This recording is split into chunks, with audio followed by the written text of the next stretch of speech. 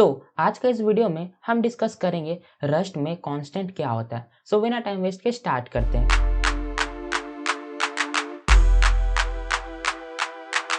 तो सबसे पहले क्या करते हैं कि हम यहाँ पे एक न्यू फोल्डर बना लेते हैं, ठीक है। सो इस पे मैं क्लिक करके एक न्यू फोल्डर बना लेता हूँ जिसका नाम होगा 010_constant।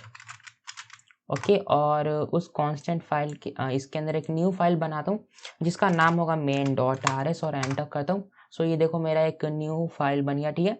सो एक और काम करता हूँ कि यहाँ पे मेन फंक्शन में बना लेता हूँ fn main और ये मेरा बन गया, ठीक है। सो अब हम देखते हैं कि रस्ट में ये कांस्टेंट क्या होता है, ठीक है। सो देखो नोट्स यहाँ पे ओपन हो गया, डिस्क्रिप्शन में लिंक दिया हुआ होगा, इस नोट्स को डाउनलोड कर लेना, ठीक है। सो देखो कांस्टेंट क्या होता है, अगर यहाँ पे हम देखें तो यहाँ पे लिखा हुआ है a constant is a special type of variable whose value can not be changed in Rust we use the const keyword to create constant. So constant क्या होता है? कांस्टेंट इस तरह का वेरिएबल होता है रस्ट में जिसका वैल्यू को हम चेंज नहीं कर सकते हैं, ठीक है। सो अगर हम नॉर्मल भाषा में भी हम समझे तो कांस्टेंट क्या होता है? कांस्टेंट हम उसको बोलते हैं जिसका वैल्यू को हम बदल नहीं सकते, जो बदल नहीं सकता उसको हम कांस्टेंट बोलते हैं। सो सेम रस्ट प्रोग्रामिंग में भी जिसका वैल्यू को हम बदल नहीं सकते उसको हम कांस्टेंट बोलते हैं। तो इस तरह का वेरिएबल होता है जिसका वैल्यू को हम नहीं बदल सकते उसको हम कांस्टेंट बोलते हैं, ठीक है। तो अभी हम देखे थे कि इम्यूटेबल वेरिएबल का भी वैल्यू नहीं बदल सकते, तो क्या वो कांस्टेंट होता है? नहीं, वो कांस्टेंट नहीं होता। अभी हम डिस्कस करेंगे कि कांस्टेंट कैसे बनता है और कांस्टेंट और इम्यूटेबल वेरिएबल के बीच में डिफरेंस क्या होता है, ठीक है। तो अब हम देखते हैं कि कांस्टेंट हम बनाएंगे कैसे, ठीक है। सो अगर नोट्स यहाँ पे देखें तो यहाँ पे कांस्टेंट का डेफिनेशन लिखा हुआ है और यहाँ पे ये जो है हमारा सिंटैक्स दिया हुआ है, ठीक है। सो सबसे पहले हम क्या करते हैं कि कांस्टेंट बनाने के लिए हम ना कांस्टेंट जब भी बनाते हैं तो मेन फंक्शन के बाहर हम उस कांस्टेंट को बनाते हैं, ठीक है। सो रुको, ये कुछ हो गया, एक काम करने दो, ठीक है। सो इसको हम हटा दिए, ठीक है। सो देखो कांस्टेंट को हम क्या करते हैं, मेन फंक्शन के बाहर हम कांस्टेंट को बनाते हैं, ठीक है। तो कांस्टेंट बनाने के लिए सबसे पहले हमको क्या करना पड़ता है, कांस्टेंट लिखना पड़ता है, कॉन्स्ट लिखना पड़ता है, CONST कॉन्स्ट। उसके बाद उस कांस्टेंट का नाम हमको यहाँ पे टाइप करना पड़ता है, जैसे यहाँ पे हम टाइप कर देते हैं PI पाई, ठीक है। उसके बाद हमको उस कांस्टेंट का टाइप को डिक्लेयर करना पड़ता है।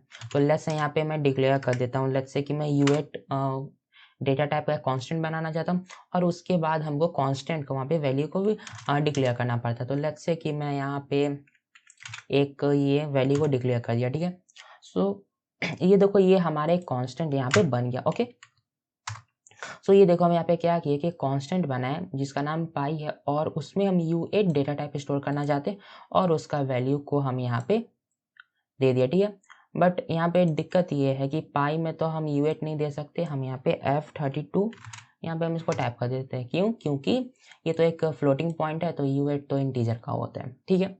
सो ये देखो हम यहाँ पे कांस्टेंट बना दिए। तो अब हम क्या करते हैं कि इस कांस्टेंट को प्रिंट करके देखते हैं।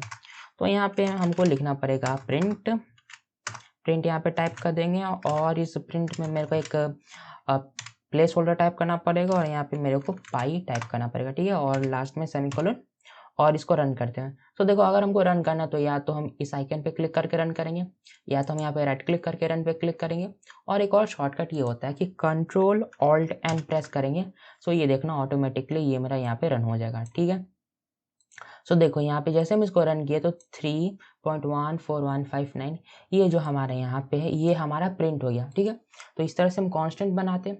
तो देखो वेरिएबल में जो इम्यूटेबल वेरिएबल होता है, लेट्स से कि यहाँ पे मैं क्या करता हूँ कि एक वेरिएबल बनाता हूँ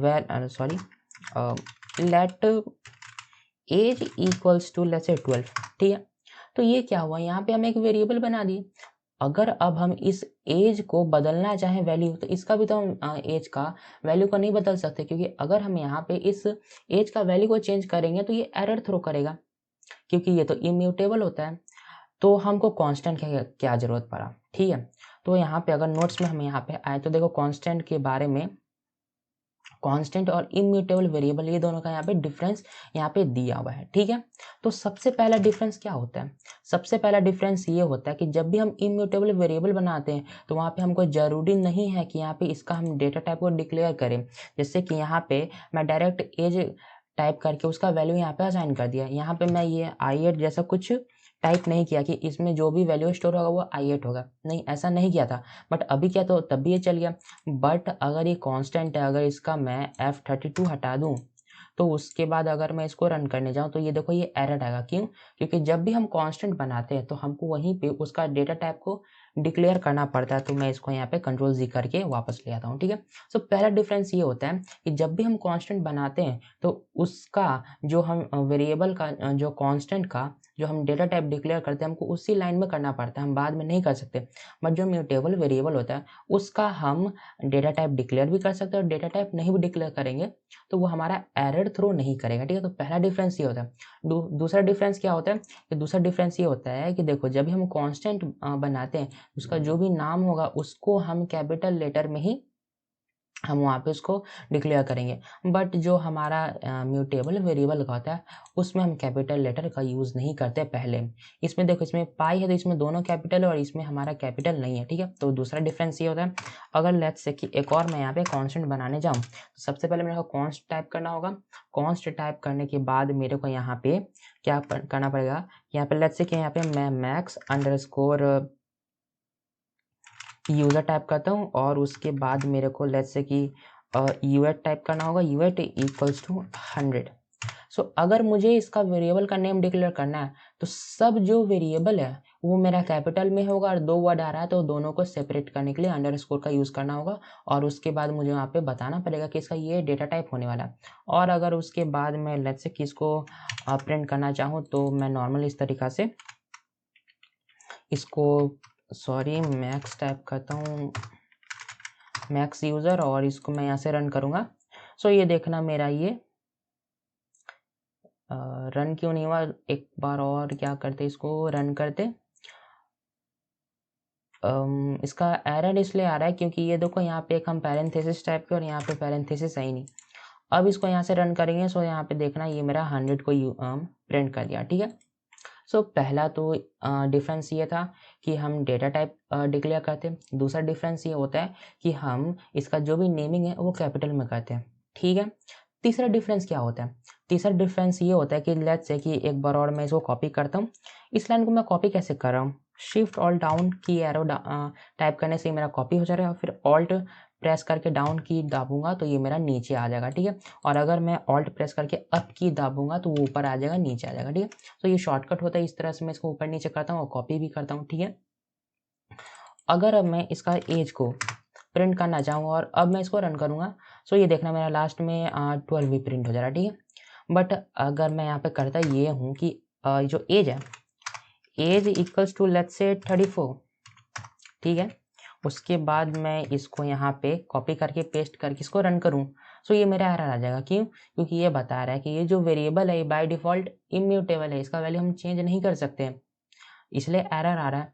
बट क्या ये सच में इम्यूटेबल है? हाँ, इम्यूटेबल तो है बट पूरे तरीक़ा से नहीं। हम यहाँ पे क्या कर सकते हैं कि जो लेट है हम यहाँ पे एक बार और सेम नाम का वेरिएबल बना सकते हैं। उसके बाद अगर हम यहाँ पे इसको रन करेंगे सो ये देखना मेरा 34 भी प्रिंट हो जा रहा है। तो इस कॉन्सेप्ट को हम क्या बोलते हैं? इसको हम बोलते हैं शैडोइंग। हम यहाँ पे डायरेक्टली वैल्यू तो नहीं बदल सकते उस वेरिएबल का, बट सेम नाम का सेम वेरिएबल हम फिर से बना सकते हैं और वो रन भी हो जाएगा, वो एरर नहीं आएगा। तो इस कॉन्सेप्ट को हम क्या बोलते हैं? शैडोइंग बोलते हैं, ओके। तो शैडोइंग जो होता है वो हमारा इम्यूटेबल वेरिएबल में अलाउड होता है। तो ये जो शैडोइंग होता है, ये शैडोइंग तो अलाउड होता है हमारा इम्यूटेबल वेरिएबल में, बट क्या ये शैडोइंग को हम कांस्टेंट में कर सकते हैं? तो देखो जब भी हम कांस्टेंट डिक्लेयर करते हैं तो उसको एक बात याद रखना कि वो जो कांस्टेंट होगा वो हमारा मेन फंक्शन के अंदर नहीं होगा। वो जब भी हम कांस्टेंट को बनाएंगे तो कांस्टेंट हमारा मेन फंक्शन के ऊपर में ही होगा, ठीक है। तो लेट्स से कि अब हम क्या करते हैं कि इसका भी एक इसको कॉपी हटाने दो, हम यहाँ पे इसको शैडो करने का कोशिश करते हैं। तो इसको मैं कॉपी करता हूँ, ठीक है। और तो ये हमारे पास यहाँ पे मल्टीपल मैक्स यूज़र करके कांस्टेंट बन गया। इसको लेट्स में कॉपी करके यहाँ पे मैं इसको प्रिंट करने का कोशिश करता हूँ, ठीक है। इसको मैं जैसे इसको रन करूँगा तो ये देखना ये मेरा एरर आ रहा है, ये मेरा एरर आ रहा है। इसको एक बार और रन करते तो ये देखो मेरा एरर आ रहा है। क्यों? क्योंकि हम जो शैडोइंग है उसको हम नहीं कर सकते कांस्टेंट के लिए। बट अगर इसको हम लेट्स से कि इसको मैं मेन फंक्शन के अंदर टाइप करके ले आता हूँ, ठीक है, और उसके बाद रन करूँगा तो ये मेरा रन हो जाएगा। बट ऐसा क्यों? क्योंकि ये जो हम मेन फंक्शन इसको जो ये हमारा जो सेकंड मैक्स यूज़र है इसको हम मेन फंक्शन के अंदर बना रहे हैं, बट अगर हमको कांस्टेंट को यूज़ करना है तो हम उस कांस्टेंट को मेन फंक्शन के अंदर नहीं बनाएंगे, तभी हम कांस्टेंट को यूज़ कर पाएंगे। सो इसीलिए ये जो हम करते ये हमारा वैलिड नहीं हुआ, क्योंकि हम इसको कांस्टेंट को मेन फंक्शन के अंदर हम यूज़ नहीं कर रहे ना, मेन फंक्शन के अंदर यूज़ करें। अगर मैं इसको जिस प्रॉपर तरीका से हम कांस्टेंट को बनाते हैं उसको अगर हम यहाँ पे बनाएंगे मेन फंक्शन के बाहर और उसका रन करेंगे, सो ये देखना ये मेरा नहीं रन करेगा, एरर आएगा। क्यों? क्योंकि हम शेडोविंग नहीं कर सकते, ठीक है। सो ये हमारा वैलिड नहीं होता। ओके, तो जो शेडोविंग होता है वो शेडोविंग हमारा अलाउड होता है इम्यूटेबल वेरिएबल में, बट हम कांस्टेंट में शेडोविंग नहीं कर सकते। तो पहला क्या देखें कि पहले हमको डेटा टाइप यहाँ पे डिक्लेयर करना ही पड़ेगा, पर जो हमारा वेरिएबल होता है इम्यूटेबल उसमें जरूरी नहीं, हम कर भी सकते हैं और नहीं भी कर सकते। सेकंड, जो हम नेमिंग करते हैं कांस्टेंट का वो हमारा कैपिटल ही होना चाहिए, इसमें ऐसा रूल नहीं होता।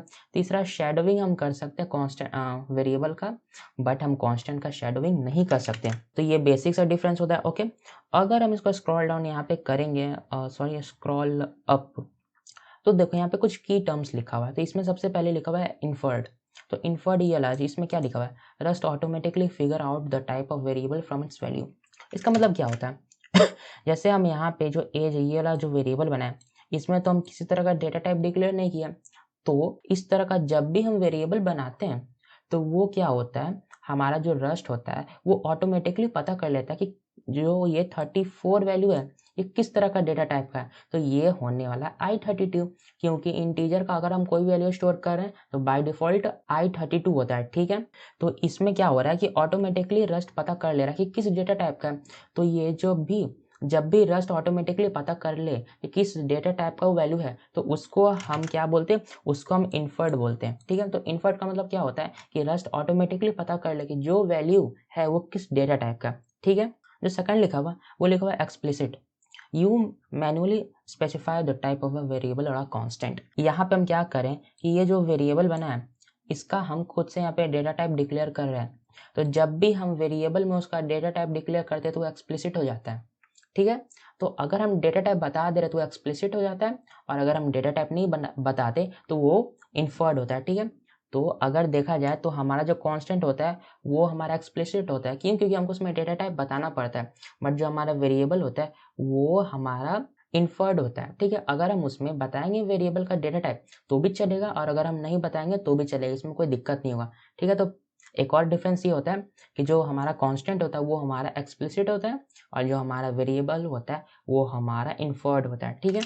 एंड एक लास्ट और डिफरेंस इसमें होता है, वो डिफरेंस क्या होता है, जो कांस्टेंट होता है उसमें हम जो वैल्यू स्टोर करते हैं वो हमारा कंपाइल टाइम पे सेव हो जाता है, और जो हम जो नॉर्मल वेरिएबल बनाते हैं वो हमारा रन टाइम पे सेव होता है। तो ये कंपाइल टाइम और रन टाइम क्या होता है? तो आसान भाषा में ये समझो कि कंपाइल टाइम क्या होता है। तो जैसे ये हम कोड लिखे, ठीक है, ये हम कोड लिखे रस्ट का, तो जैसे हम यहाँ पे राइट क्लिक करके उसको रन करेंगे तो क्या होगा, जो हम सॉफ्टवेयर डाउनलोड किए ये हमारा सोर्स कोड है, सोर्स कोड हमारा बाइनरी में कन्वर्ट होगा और उसके बाद वो हमारा रन होके हमें आउटपुट देगा। तो क्या होगा, ये हमारा सोर्स कोड है, जैसे हम इसको रन करेंगे तो जैसे हम इस कोड को रन करेंगे तो ये जो हमारा सोर्स कोड है ये हमारा क्या होगा, ये हमारा बाइनरी में कन्वर्ट होगा, और बाइनरी में कन्वर्ट होने के बाद ही हमें आउटपुट देगा। तो कंपाइल टाइम क्या होता है, जब हमारा सोर्स कोड जब वो कंपाइल होता है, जो हम रस्ट का सॉफ्टवेयर डाउनलोड किए वो रस्ट का सॉफ्टवेयर इस सोर्स कोड को बाइनरी में कन्वर्ट करता है, तो उसको हम कंपाइल टाइम बोलते हैं, ठीक है। और रन टाइम क्या होता है, जब वो हमारा बाइनरी में कन्वर्ट हो जाता है उसके बाद हमारा ऑपरेटिंग सिस्टम उस बाइनरी को रन करके हमें आउटपुट देता है, तो उससे हम रन टाइम बोलते हैं, ठीक है। तो कंपाइल टाइम क्या होता है, जब हमारा सोर्स कोड कंपाइल होता है और बाइनरी में कन्वर्ट होता है, और रस्ट जो सॉफ्टवेयर है उसको हम डाउनलोड किया वो हमें कंपाइल करके उसको बाइनरी में कन्वर्ट करके देता है, तो उसको हम बोलते हैं कंपाइल टाइम। और जब हमारा बाइनरी में कन्वर्ट किया हुआ कोड रन होता है, जब उसको ऑपरेटिंग सिस्टम उसको रन करता है और हमें आउटपुट देता है, जैसे यहाँ पे ये हमें ये आउटपुट दे रहा है, तो उसको हम बोलते हैं रन टाइम। तो जो हमारा वैल्यू स्टोर होता है कांस्टेंट में, जैसे ये 100 है तो ये हमारा कंपाइल टाइम पे स्टोर हो गया, और ये जो हमारा नॉर्मल इम्यूटेबल या म्यूटेबल वेरिएबल होता है उसका जब भी हम वैल्यू को स्टोर करते हैं तो वो हमारा रन टाइम पे स्टोर होता है, ठीक है। तो ये भी हमारा एक डिफरेंस होता है, ठीक है। तो अगर नोट्स में देखें तो यही सब यहाँ पे लिखा है कि कांस्टेंट क्या होता है, उसका सिंटैक्स, कुछ ये टर्म्स लिखा हुआ है और इन दोनों के बीच में डिफरेंस लिखा हुआ है, और क्वेश्चन तो हम ऑलरेडी प्रैक्टिस कर चुके हैं इस टॉपिक का, ठीक है। सो यही होता है कांस्टेंट। सो कभी भी याद रखना कि हमें उस तरह का वेरिएबल बनाना है जिसका हम कभी भी किसी भी तरह से वैल्यू को बदल नहीं सकते, बदलेंगे नहीं, तो हम वहाँ पे कांस्टेंट का यूज़ करेंगे, ठीक है। तो यही होता है कांस्टेंट। डिस्क्रिप्शन में लिंक दिया होगा इसका सोर्स कोड का, इसको डाउनलोड कर लेना, ठीक है। और ये जो नोट्स है इसका भी डिस्क्रिप्शन में लिंक होगा, डाउनलोड कर लेना। So thanks for watching this video.